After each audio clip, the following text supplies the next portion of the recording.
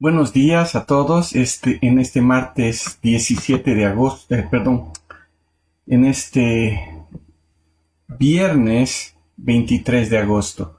Hemos tenido unas fallas técnicas, pero ahora sí vamos a comenzar el tiempo devocional y lo que vamos a hacer es concluir el estudio que habíamos comenzado el día martes de la semana pasada, para responder a la pregunta de Jesús de Lucas 18:8. Cuando el Hijo del Hombre venga, ¿hallará fe en la tierra? Pero antes vamos a orar. Padre amado, te damos gracias por este tiempo que tú nos das. Gracias, Padre, porque podemos abrir tu palabra. Gracias, Padre, porque podemos pasar este tiempo. Y te pedimos, Señor, que tú hables a nuestro corazón. Te damos gracias, Padre, en el nombre de tu Hijo amado. Amén. Muy bien, el martes de la semana pasada comenzamos un estudio en la pregunta de Jesús, cuando el Hijo del Hombre venga, ¿hallará fe en la tierra? Y esa pregunta nos llevó a poder ver diferentes aspectos de lo que Jesús estaba queriendo decir a las personas. Él habló a sus discípulos y a todas las personas que estaban escuchando sus enseñanzas acerca de la segunda venida. Y en el pasaje de Lucas 18, vemos que para poder explicarlo mejor, el Señor contó dos parábolas y también mostró un ejemplo. Jesús habló a las personas acerca de estar preparados para su segunda venida. En el devocional del martes comencé mostrando cómo nos preparamos para diferentes eventos o actividades, pero también dije que muchos no estamos conscientes de la segunda venida de nuestro Señor o no estamos conscientes de que ya está cerca. Jesús comenzó hablando acerca de la verdadera fe que produce perseverancia. Entonces relató la parábola del juez injusto y de la viuda. También vimos ¿cómo puede ser interpretada esta parábola diciendo que nuestra insistencia en la oración hará que Dios responda? Poniéndonos en el lugar de la viuda y pensando que Dios es la figura del juez injusto. Pero lo que Jesús quería mostrar es que nuestra fe produce perseverancia y no al revés, que nuestra perseverancia tendrá como premio la fe. Jesús dice que si un juez injusto, si una persona completamente injusta va a responder a la necesidad de una persona, ¿cuánto más responderá nuestro Padre Celestial siendo el juez justo? Luego, el viernes pasado vimos el relato de la parábola del fariseo y del publicano. Y con esta parábola él quería mostrar a las personas que la verdadera fe produce humildad. Por un lado estaba el fariseo que se jactaba de su religiosidad pensando que su perseverancia en su propia justicia lo acercaría al Señor. Por otro lado estaba el recaudador de impuestos, un publicano que no podía alzar la mirada porque estaba consciente de su bancarrota espiritual. El primero era orgulloso de lo que estaba haciendo. El segundo sabía que no podía hacer nada en sus propias fuerzas porque se veía pecador. La verdadera fe nos pone en el lugar en el que tenemos que estar, a los pies de la cruz, conscientes de que no podemos hacer nada en nuestra condición. Y en esa situación, el Señor está obrando y poniendo nuestros ojos donde tienen que estar, en Jesús, en nuestra salvación. En la parábola que Jesús narró, el publicano entendió de forma sencilla que no podía hacer nada y solo podía confiar en el Señor. Él estaba preparado para la segunda venida del Señor. Ahora, ¿cómo sucedió esto? Él obtuvo una fe que viene de la sencillez. Y es justamente lo que vamos a ver hoy. Esa fe que viene de la sencillez. Y saben, pareciera que en Lucas 18 lo que se está hablando no tiene mucha conexión. No tiene conexión entre esas dos parábolas y lo siguiente que sucede. Pero Lucas ordena el relato de esta manera para mostrar de dónde viene esa fe que produce humildad y perseverancia. El relato dice en Lucas 18 a partir del versículo 15, y traían a Jesús aún a los niños muy pequeños para que los tocara. Al ver esto, los discípulos los reprendían. Pero Jesús, llamándolos a su lado, dijo, dejen que los niños vengan a mí y no se lo impidan, porque de los que son como estos es el reino de Dios. En verdad les digo, que el que no recibe el reino de Dios como un niño, no entrará en él. La fe viene de una sencillez que es como la que tiene un niño. Me pongo a pensar en el tiempo en el que empezamos a enseñar a mis hijos los colores. Les mostrábamos una manzana en un libro o una manzana de verdad y les decíamos, la manzana es roja. ¿Qué podrían argumentar ellos? Nada. Su sencillez los llevó a aprender que ese es el color rojo. ¿Acaso discutirían para decirnos algo? No. Pero a medida que los niños van creciendo, comienzan a argumentar, comienzan a ver las cosas de otra forma. Y te pueden decir, no es tan rojo como tú dices. Más bien, la manzana es un poco más rosada que roja. O te preguntarán, ¿qué es rojo? ¿Rojo carmesí? ¿Rojo Ferrari? ¿Rojo sangre? ¿Tal vez un poco más guinto que rojo? ¿Medio rojo? ¿Qué es lo que Jesús quería decirles a sus discípulos?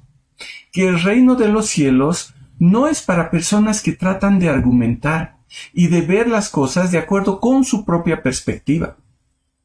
Me encanta hablar con niños, porque cuando les explicamos el Evangelio, ellos se dan cuenta, sin consideraciones preliminares, la necesidad que tienen del Salvador, la necesidad que tienen de Jesús.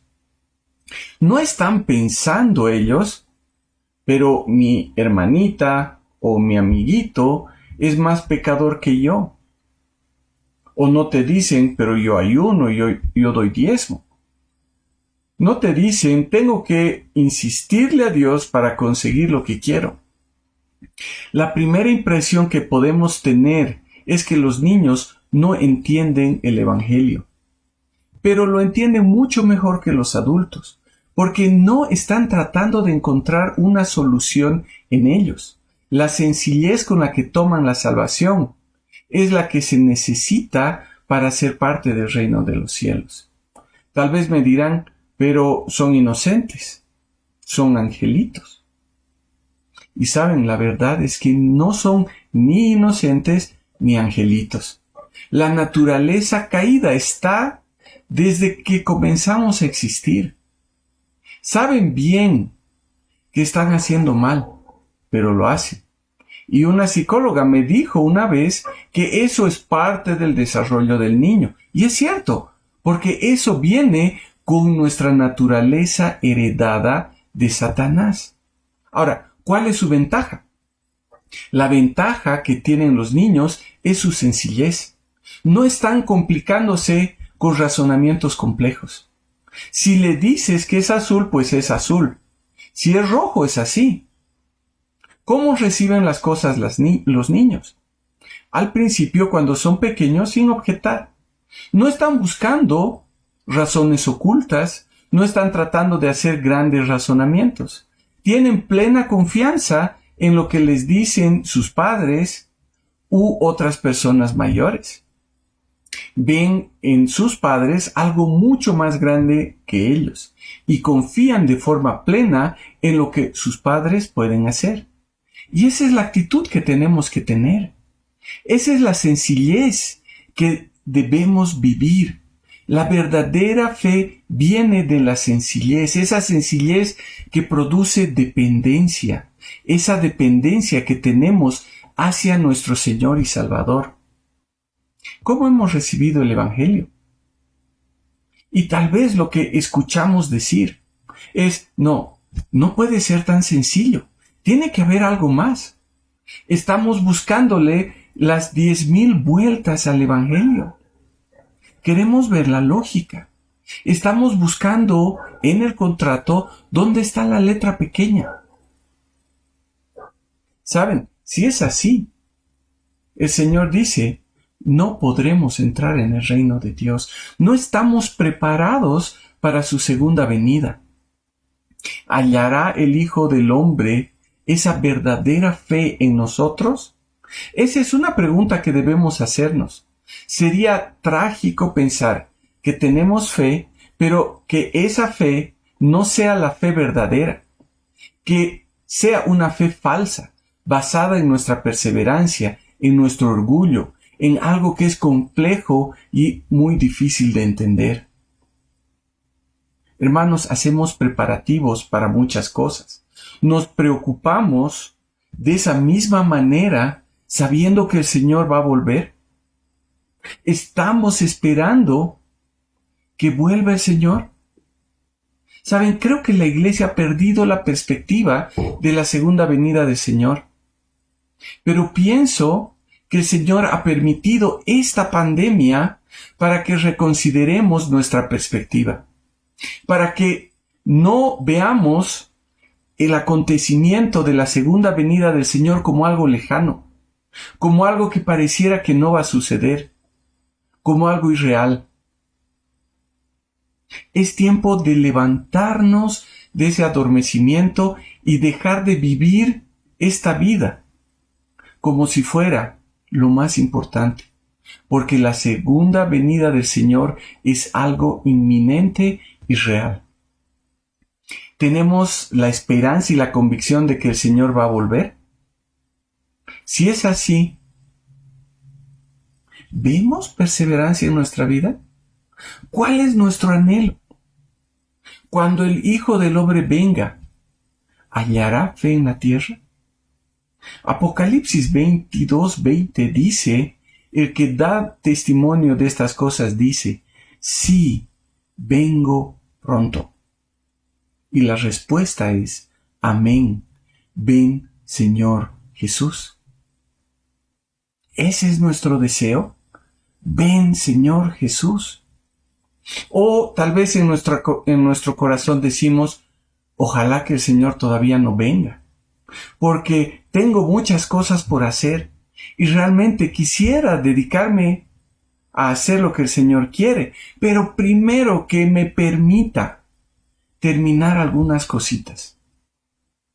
Saben, la fe verdadera es una fe que produce perseverancia, produce humildad, una fe que viene de la sencillez. ¿Estamos viviendo esa fe?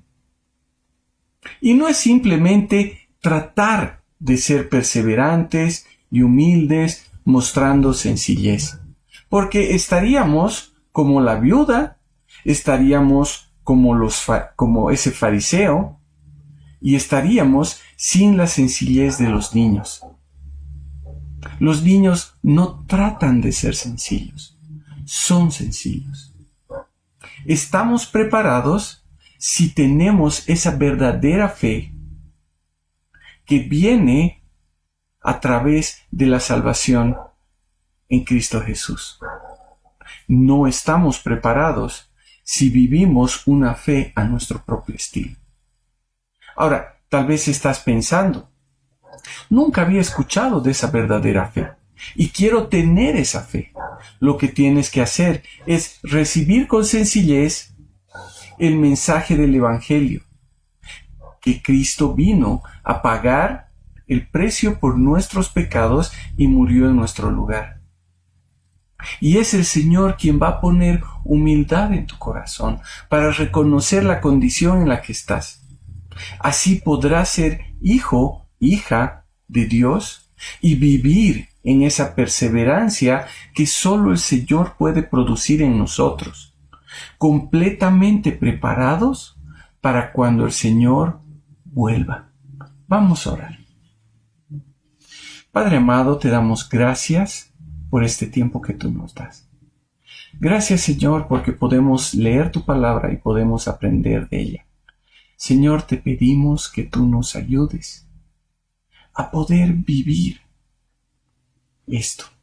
Señor, que tengamos anhelo por tu segunda venida, que podamos estar esperando ansiosos lo que nos espera, no los próximos 2, 3, 5, 10, 20 años, sino lo que nos espera en la eternidad. Te damos gracias, Padre, en el nombre de tu Hijo amado. Amén. Muy bien, hermanos, que el Señor les bendiga y que tengan un lindo fin de semana.